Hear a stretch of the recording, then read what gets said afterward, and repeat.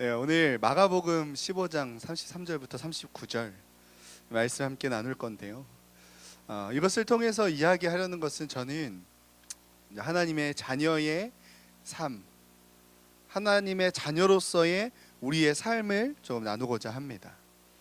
우리의 삶은 누가 보기에도 하나님의 자녀여야 하는 것입니다.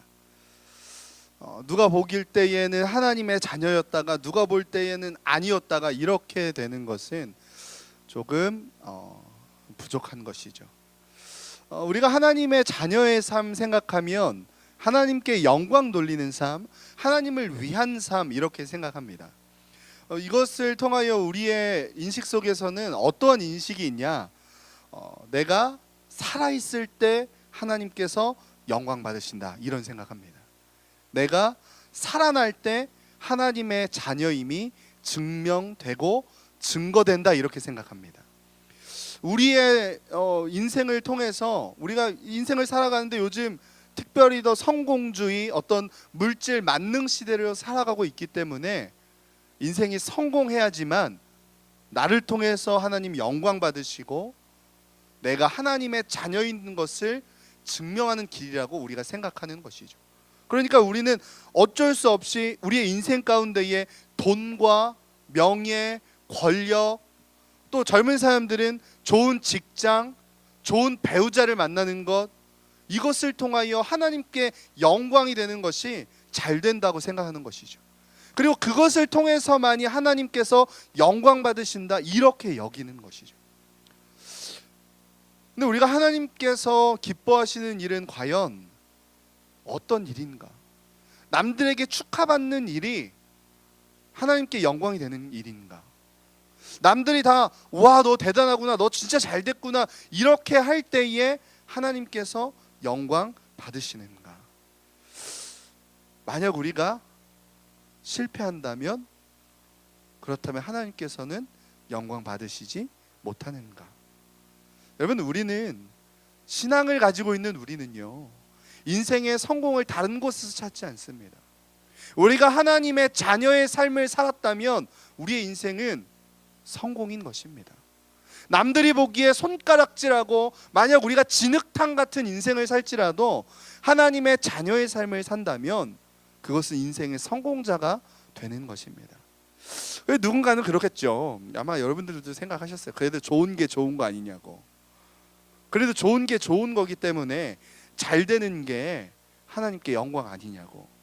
그래도 내가 옆집보다 잘 살면 그게 하나님 영광이고, 내 자녀가 옆집에 있는 아무개보다 잘 되는 게 하나님께 영광 아니고, 또 내 자녀가 좋은 배우자 만나는 게 영광 아니냐고, 이런 생각을 갖겠죠.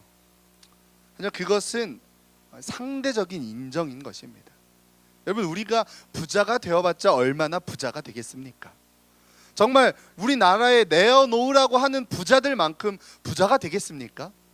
여러분, 그렇다면 우리나라에, 제가 얼마 전에 동영상을 보는데 우리나라의 부자에 대한 어떤 그래프가 쫙 2008년부터 2018년까지 해놓은 그래프를 이렇게 쫙 나오더라고요, 동영상이.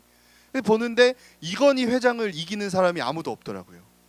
그럼 이건희 회장은 하나님의 자녀라서 그렇게 잘 되는 겁니까? 그가 하나님의 자녀라서 그가 우리나라에서 손꼽는 부자인 것입니까?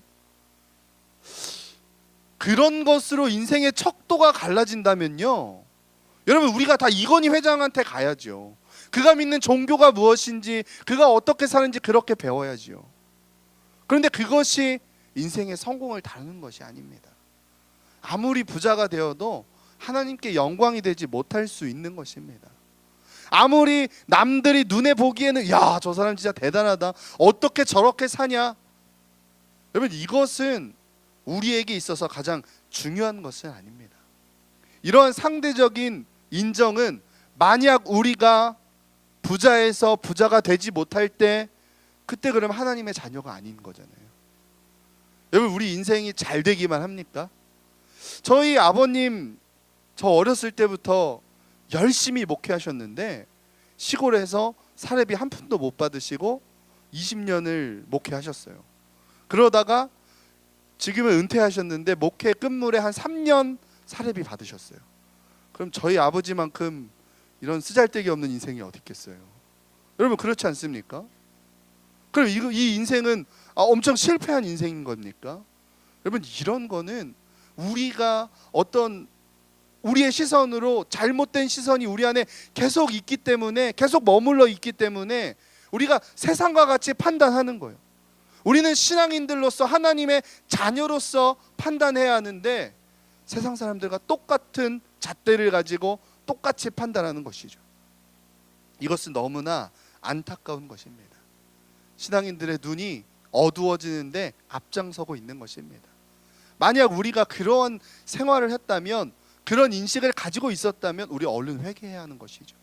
내 자녀들에게 그런 것을 나도 모르게 이야기하고 있었다면 우린 너무나 큰 잘못된 교육을 아이들에게 하고 있는 것입니다. 여러분 오늘 예수님께서 죽으시는 장면입니다. 이 마가복음 15장에서 예수님께서 죽임을 당하십니다. 모욕을 당하십니다. 그 예수님은 하나님의 자녀가 아닙니까? 맞죠? 똑똑하다. 하나님의 자녀가 맞습니다. 하나님의 하나뿐인 아들 예수 그리스도, 그분께서 어떻게 되셨습니까? 오늘 죽으셨습니다. 이 죽으심을 어떻게 우리가 설명합니까?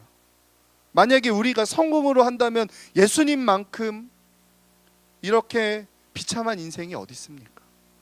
여러분 예수님께서 이 죽으신 것, 그때의 사람들이 어떻게 했습니까? 모욕했습니다. 그들이 예수님께 손가락질했습니다. 침을 뱉고 때렸습니다. 예수님의 머리에는 유대인의 왕이라고 써 있었습니다. 이렇게 명패에 써 있었는데 그것이 정말 예수님을 유대인의 왕으로 인정해서였습니까? 비하하는 것이죠. 모욕하는 것이죠. 그것을 칭찬으로 여기는 사람은 아무도 없을 것입니다. 십자가에 못 박히신 예수님을 바라보며 사람들이 외쳤습니다. 야, 네가 성전을 헐고서는 사흘 만에 다시 짓는다며? 어디 한번 해봐. 야, 네가 메시아면 우리 구원하기 전에 너 먼저 구해봐. 야, 너 지금 로마 병정들에게 잡혀가지고 빠져나오지도 못하면서 우리 인생을 어떻게 구할 건데? 남을 구원할 수는 있는데 자신은 구원 못하냐?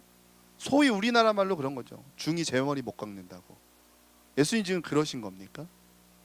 예수님께서 자신을 구원할 것은 안 되고 남은 구원할 수 있는 그런 것이었습니까? 예수님께서는 그 모습을 그저 지켜보십니다. 그들을 탓하지도 않고 그들에게 뭐라고 대꾸를 하시는 것이 아니었습니다. 우리가 이 내용을 들으면 당연히 예수님을 욕하는 자들을 욕할지도 모르겠죠. 우리가 예수님을 믿고 있기 때문에 나는 그래도 예수님 지켰을 거 이렇게 생각할지 모르겠죠. 성경을 보면 어떻습니까? 제자들이 다 뿔뿔이 흩어지고 그 많던 사람들이 돌변하여서 예수님을 욕되게 하는 것입니다. 신명기에서는 나무에 달린 자를 저주를 받은 자라고 이야기합니다. 그가 예수님이신 것입니다. 이사야서에서는 예수님의 모습을 잘 그려주고 있습니다. 이사야서 53장의 내용은 우리가 잘 기억해야 되는 내용인데 예수님에 대한 이 십자가 사건을 잘 그려주고 있습니다. 이것은 당시에 이사야가 예수님을 보았기 때문에 쓴 것이 아니라 하나님께서 그에게 마음을 주셔서 성령의 감동으로 적은 글인 것이죠. 이사야서 53장 예수님께서 십자가에 달리실 때 모습이 어떠했나? 53장 2절 보도록 하겠습니다. 2절과 3절입니다. 그는 주 앞에서 자라나기를 연한 순 같고 마른 땅에서 나온 뿌리 같아서 고운 모양도 없고 풍채도 없은즉 우리가 보기에 흠모할 만한 아름다운 것이 없도다. 그는 멸시를 받아 사람들에게 버림을 받았으며 간고를 많이 겪었으며 질고를 아는 자라. 마치 사람들이 그에게서 얼굴을 가리는 것 같이 멸시를 당하였고 우리도 그를 귀히 여기지 아니하였도다. 아멘. 여러분 예수님의 모습을 아름답게 그리지 않습니다. 우리는 아름다움을 찾으려고 하지만 예수님께서는 아름답지 못하셨습니다. 그렇게 비참한 인생이 없었습니다. 아까 말씀드렸다시피 신명기 21장 23절에서는 나무 위에 달린 자는 하나님께 저주를 받은 자라고 이야기합니다. 그렇게 되신 분이 예수님이신 것이고요. 하나님께 저주를 받을 만한 일을 예수님께서 하셨기 때문에 그분께서 죽어야 했습니까? 이사야서에서는 예수님에 대해서 연한 순, 마른 땅에서 나온 뿌리 같다고 이야기합니다. 그런 예수님이 멸시를 받아 비난을 받는 것, 버림을 받은 것입니다. 귀히 여기지 아니한 당시의 모습을 볼 수 있는 것이죠. 중요한 내용이 또 4절부터 등장합니다. 이사야서 53장 4절부터 보도록 하겠습니다. 그는 실로 우리의 질고를 지고 우리의 슬픔을 당하였거늘 우리는 생각하기를 그는 징벌을 받아 하나님께 맞으며 고난을 당한다 하였도다. 그가 찔림은 우리의 허물 때문이요 그가 상함은 우리의 죄악 때문이라. 그가 징계를 받음으로 우리는 평화를 누리고 그가 채찍에 맞음으로 우리는 나음을 받았도다. 우리는 다 양 같아서 그릇 행하여 각기 제 길로 갔거늘 여호와께서는 우리 모두의 죄악을 그에게 담당시키셨도다. 아멘. 여러분, 이 모습이 하나님께 영광이 되고 있습니까?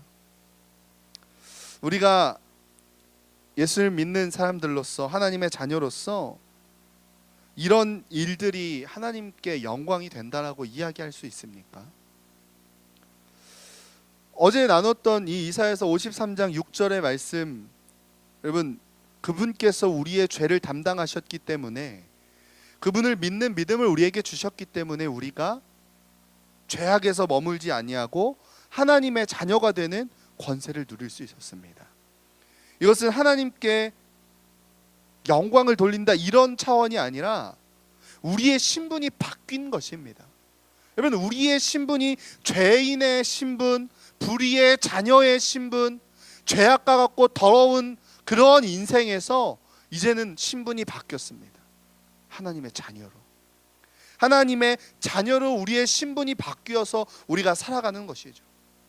그렇다면 무엇이 하나님의 자녀의 삶입니까? 앞서 이야기했던 것처럼 돈, 명예, 권력, 어떤 지식, 유명세, 좋은 배우자를 만나는 것, 사람들이 말하는 성공, 그것이 하나님의 자녀를 나타내는 삶입니까?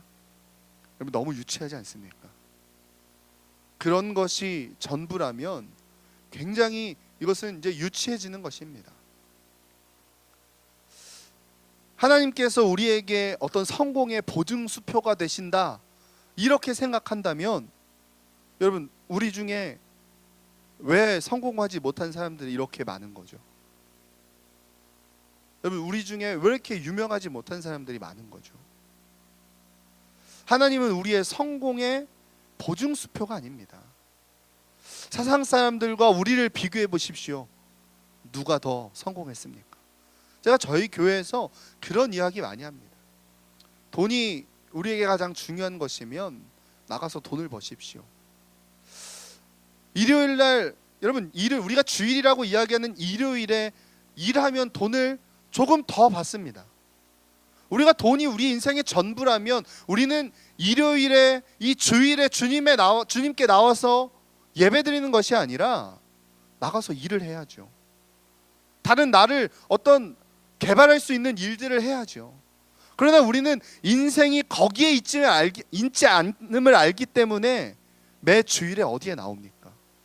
우리가 무엇에 매달리면서 살고 있습니까?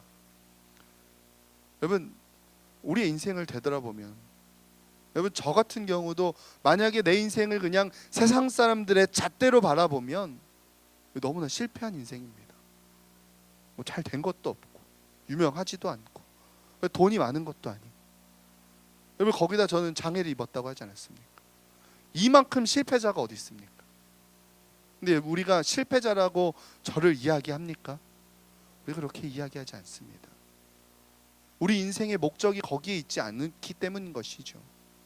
우리가 바라보는 것이 세상 사람들과 같은 눈이 아니기 때문이죠. 우리가 만약 세상 사람들과 같은 잣대를 가지고 있다면, 여러분, 만약 그리하여서 우리가 엄청난 부자가 되거나 엄청나게 성공한 사람이 되었을 때 갑자기 밑으로 떨어진다면 그때 우리는 무엇이라 이야기하겠습니까? 정말 하늘을 나는 것처럼 성공의 가도를 달려가다가 뚝 떨어진다면 우리 하나님의 자녀가 아니라서 그렇습니까? 여러분, 욥을 보십시오. 그의 인생이 어땠습니까? 당대의 최고의 부자이다가 정말 의인이라고 할 만한 사람이다가 갑작스럽게 모든 물질이 사라지고 자녀들이 죽고 결국 아내가 하나님을 저주하라고 그리고서 당신 그냥 죽어버려라 하면서 죽습니다.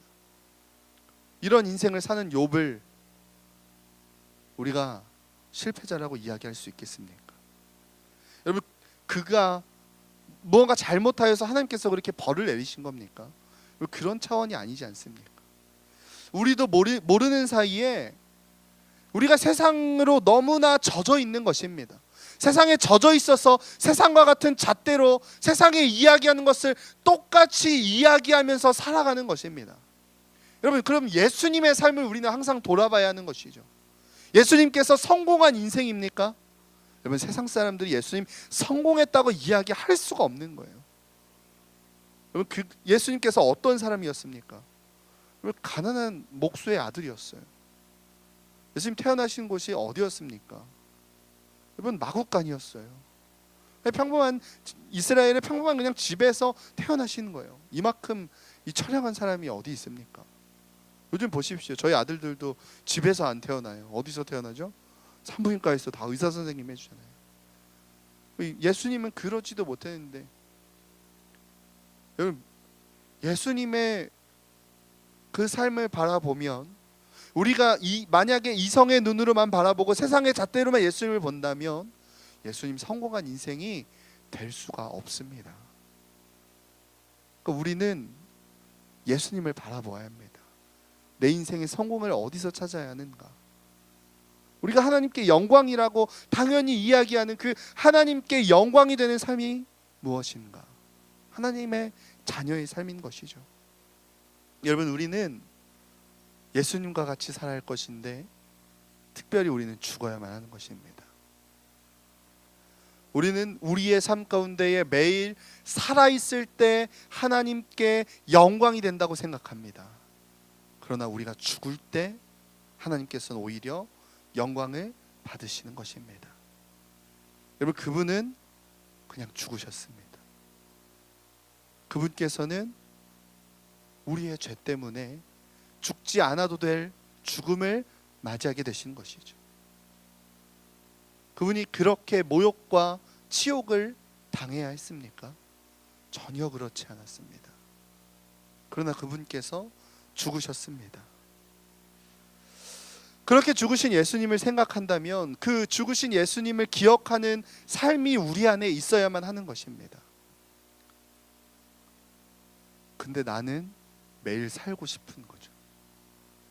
내가 살고 싶은 이유는 무엇입니까? 우리는 매일 우리를 속이면서 살아갑니다. 나 살아야지. 왜? 하나님의 영광 때문에. 정말 하나님의 영광 때문입니까? 아니면 내가 편하고자 해서입니까? 내가 다른 사람들에게 인정받고 싶어서입니까? 여러분, 아이들이 공부를 잘해서 하나님께 영광이 된다. 아니, 못하면 어때요? 중요한 건 그게 아니잖아요.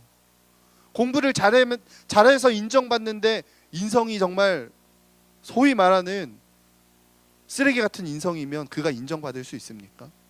공부로는 하나님께 영광을 돌리고 인성으로는 인간이기에 부족하다. 여러분, 이건 말도 안 되는 이야기입니다. 우리는 예수님의 삶을 보면서 죽어야만 합니다. 예수님께서 죽으셨을 때 어떤 인정을 받으시냐?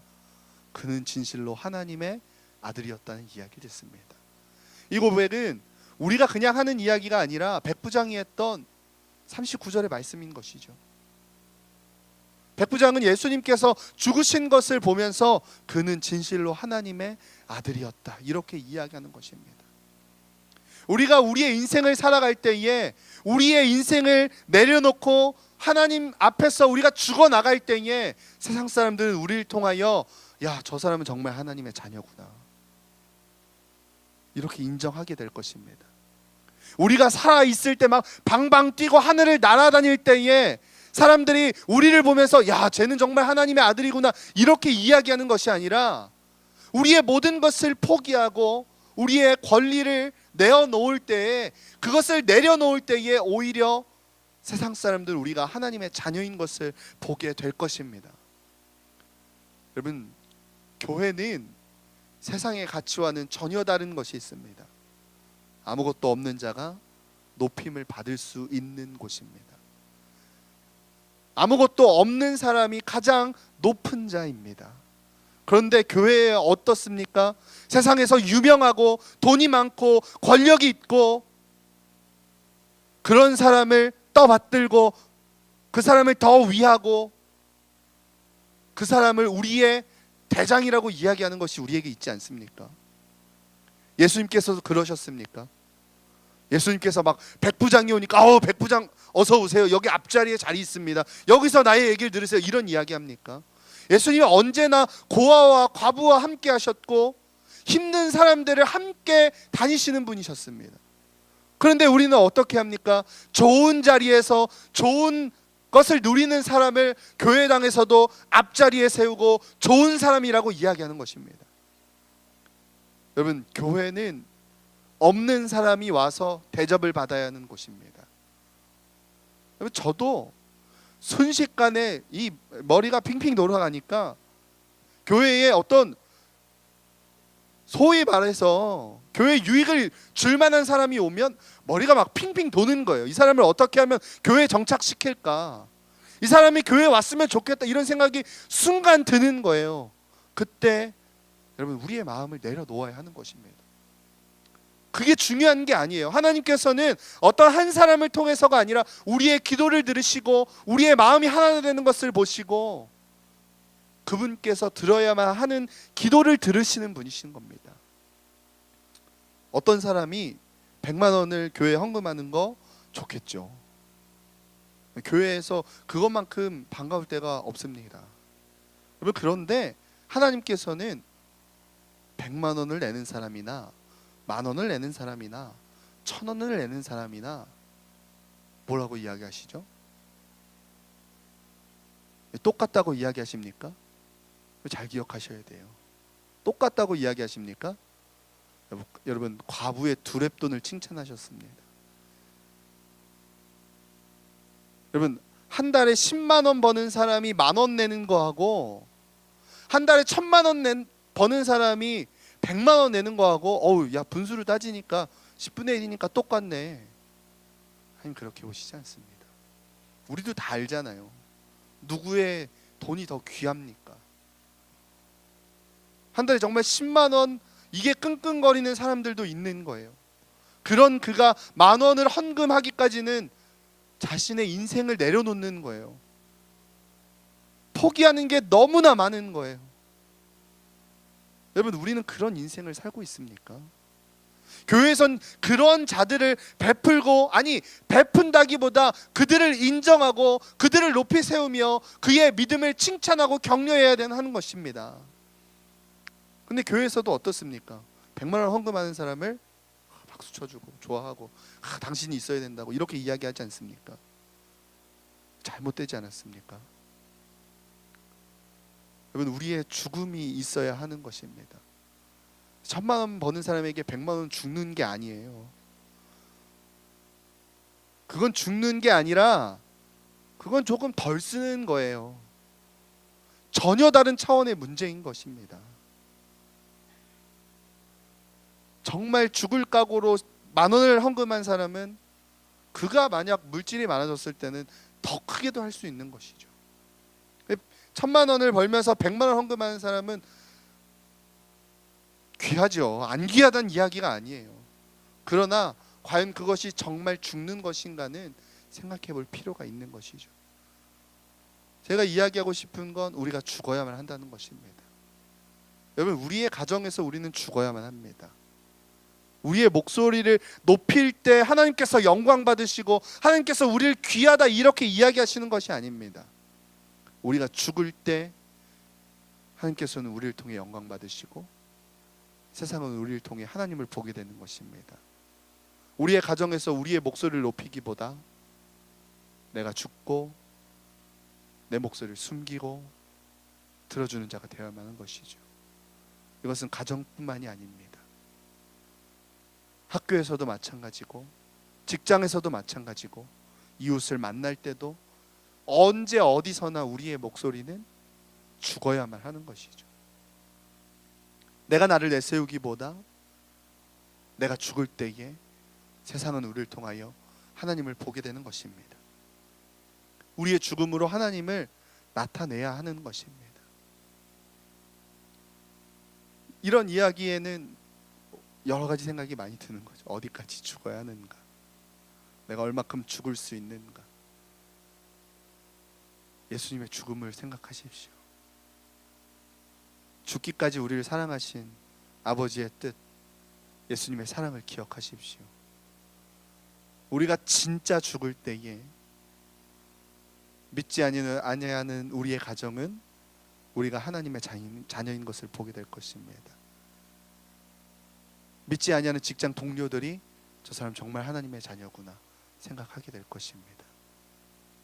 믿지 아니하는 친구들이 너는 정말 하나님의 자녀구나 이런 인정하게 될 것입니다. 여러분, 새물결 교회가 그런 교회 됐으면 좋겠습니다. 여러분, 건물이 큰 교회 참 많습니다. 성도가 많이 모이는 교회도 많습니다. 그런데 죽는 교회는 없는 것 같습니다. 어떻게 하면 우리 교회를 내세울까? 어떻게 하면 우리 성도들을 내세울까? 여러분, 우리가 죽을 때에, 이 새물결 교회가 죽을 때에 오히려 하나님께서는 그것을 통하여 영광 받으시는 것입니다. 그때의 교회가 살아나며 그때에 오히려 하나님께서는 교회를 더욱 날게 하시는 것이죠. 아무리 발버둥 쳐도 여러분, 우리는 죽지 아니하면 살아날 수 없는 것입니다. 우리가 죽는 사람들이 되길, 새물결 교회가 죽어서 하나님의 자녀들이 더욱 살아나는 교회 되길 기원합니다. 우리 함께 기도했으면 좋겠습니다.